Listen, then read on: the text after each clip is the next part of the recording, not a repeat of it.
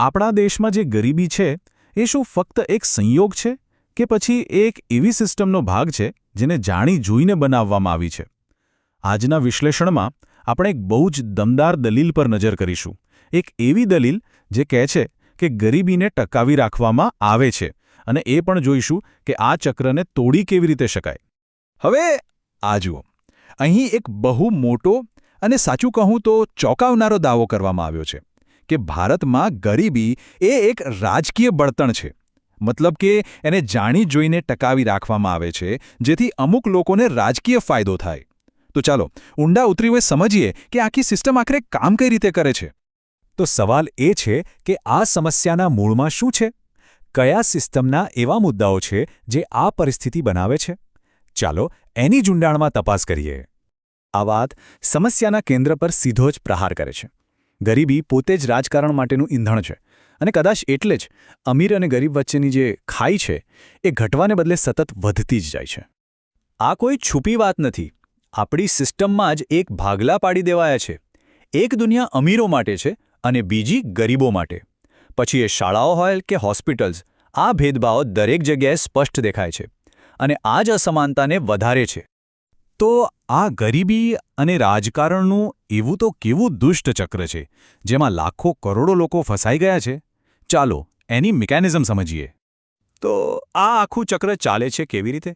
ચાલો એને step by step સમજીએ. જુઓ, શરૂઆત થાય છે પાયાની જરૂરિયાતોના અભાવથી. જ્યારે રોટી, કપડાં, મકાનની ચિંતા હોય ત્યારે માણસ આર્થિક રીતે લાચાર બની જાય છે. બરાબર? હવે આ જ લાચારીનો ફાયદો ઉઠાવાય છે. ચૂંટણી સમયે આ જ લોકોને ટૂંકા ગાળાના ફાયદા, જેને આપણે મફતની રેવડીઓ કહીએ છીએ, એ લેવા માટે મજબૂર કરવામાં આવે છે. અને આનું પરિણામ શું આવે? એવા નેતાઓ સત્તામાં આવે છે જેઓ સાચા વિકાસ પર નહીં પણ આવી જ ભેટ સોગાદો પર ફોકસ કરે છે. અને બસ આ ચક્ર આમ જ ચાલતું રહે છે. આ વાત પરથી ખબર પડે છે કે આ બધું કેટલું ગણતરીપૂર્વકનું છે. કોઈ મદદ 1 મહિના પહેલાં નથી કરતું, કારણ કે ત્યાં સુધીમાં લોકો ભૂલી જાય. મદદ બરાબર ચૂંટણીના 2 દિવસ પહેલાં જ પહોંચે છે. આનો હેતુ લાંબા ગાળાનો ઉકેલ લાવવાનો છે જ નહીં, બસ મતદારોને પ્રભાવિત કરવાનો છે. અને આ ચક્રનું એક બહુ જ ખતરનાક પરિણામ આવે છે: ભીડતંત્ર. જુઓ, જ્યારે કોઈ માણસ એકલો હોય ત્યારે એ તર્કથી વિચારે છે, પણ એ જ માણસ જ્યારે ટોળાનો ભાગ બને છે ત્યારે એની પોતાની વિચારશક્તિ જાણે ગાયબ થઈ જાય છે. પછી નિર્ણયો દિમાગથી નહીં પણ જાતિ અને ધર્મ જેવી ભાવનાઓના આધારે લેવાય છે. સારો માણસ પણ ટોળામાં ખોવાઈ જાય છે. આપણે સિસ્ટમ અને આંકડાઓની તો ઘણી વાત કરી, પણ આ બધાની પાછળ લાખો લોકોની જિંદગીઓ જોડાયેલી છે. તો ચાલો હવે એ જોઈએ કે આ સિસ્ટમ એક સામાન્ય માણસના જીવન પર કેવી ભયંકર અસર કરે છે. જરા આ આંકડા પર નજર નાખો. એક MRI ટેસ્ટનો ખર્ચ બજારમાં 7,000 રૂપિયા સુધી પહોંચી જાય છે. હવે વિચારો, એક સામાન્ય મધ્યમવર્ગીય પરિવાર માટે આ રકમ કેટલી મોટી છે. ખાલી એક બીમારી આખા પરિવારને વર્ષો પાછળ ધકેલી શકે છે. આ ફક્ત આંકડા નથી, આ આપણા સમાજની કડવી વાસ્તવિકતા છે. એક સામાન્ય ઓપરેશન માટે 4 વર્ષ રાહ જોવી પડે. જો કોઈને ગંભીર બીમારી હોય તો એનું શું થાય? આ છે આપણી સિસ્ટમની અસલી માનવીય કિંમત. અને આ સમસ્યા ખાલી આરોગ્ય ક્ષેત્રમાં જ નથી. આ જુઓ, સરકારી નોકરીની થોડી 1000 જગ્યાઓ માટે અરજી કરનારા લાખો યુવાનો છે. આપણી સિસ્ટમ ટેલેન્ટેડ યુવાનોને તક નથી આપી રહી. એમના રસ્તામાં એક મોટી દિવાલ બનીને ઊભી છે. હવે જ્યારે લાખો વિદ્યાર્થીઓમાંથી ફક્ત થોડા હજારને જ એડમિશન મળે ત્યારે બાકીના શું અનુભવે? નિષ્ફળતા. પણ શું એ ખરેખર એમની નિષ્ફળતા છે કે પછી આ સિસ્ટમની નિષ્ફળતા છે? જ્યારે પૂરતી કોલેજો જ ન હોય ત્યારે થોડા માર્ક્સ ઓછા વધારે હોવાથી કોઈની પ્રતિભા નક્કી ન કરી શકાય. આ બધું સાંભળીને બહુ નિરાશા થાય, બરાબર? પણ શું આનો કોઈ ઉકેલ છે? હા, ચોક્કસ છે.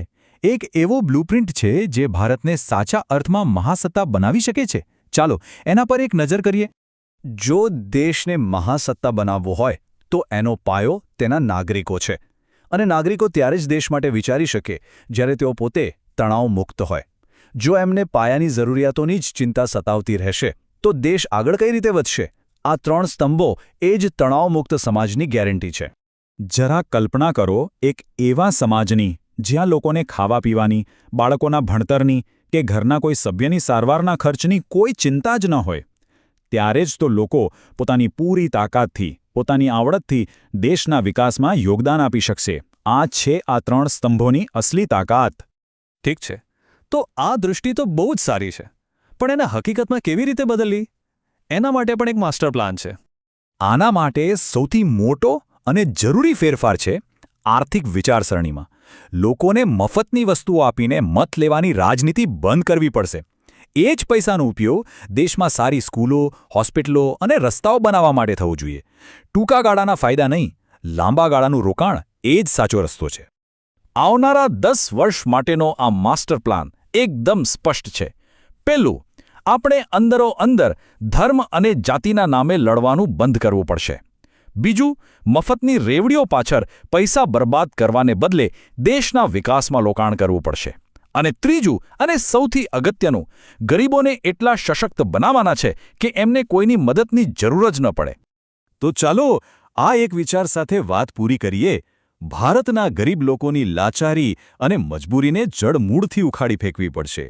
જે દિવસે તેઓ રોટી, કપડાં, મકાન અને સારવારના તણાવમાંથી આઝાદ થઈ જશે, એ દિવસ પછી આ દેશ એવી ઝડપે આગળ વધશે કે આખી દુનિયા જોતી રહી જશે. આ જ છે ભારતની અસલી તાકાત.